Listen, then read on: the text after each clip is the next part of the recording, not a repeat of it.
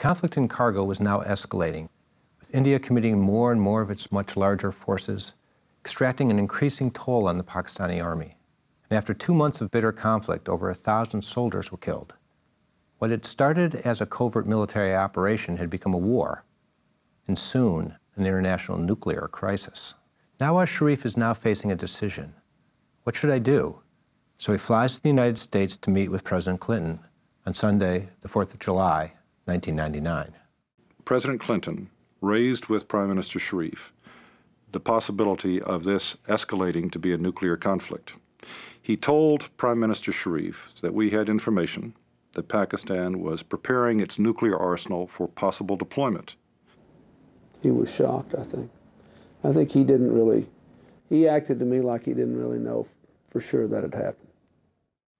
So according to former President Clinton as Assistant Secretary of State, nearly a decade after the end of the Cold War, an all-out conflict between two nuclear-armed states was avoided when the Prime Minister of Pakistan was told, in effect, "We have evidence that you are beginning to alert your nuclear forces.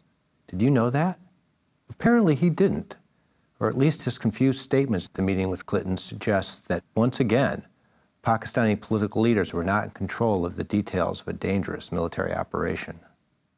I knew my only real job on the 4th of July was to get Pakistan back across that line of control, under whatever I had to do to get it done, because otherwise we were just out there rolling dice, hoping to goodness that nothing terrible would happen. No one had thought through, in my opinion, on the Pakistani side, and maybe not on the Indian side, how much they were increasing the risk to the whole world by precipitating this huge crisis when they're both sitting on nuclear arsenals.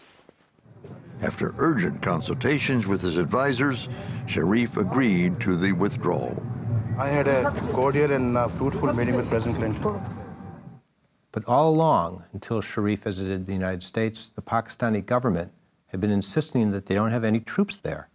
Then suddenly, they're issuing an order of retreat and carrying their dead back to Pakistan to be buried in military graveyards. And to make matters worse, Sharif is accused by the Pakistani military of stabbing them in the back by pulling out of Indian-held Kashmir.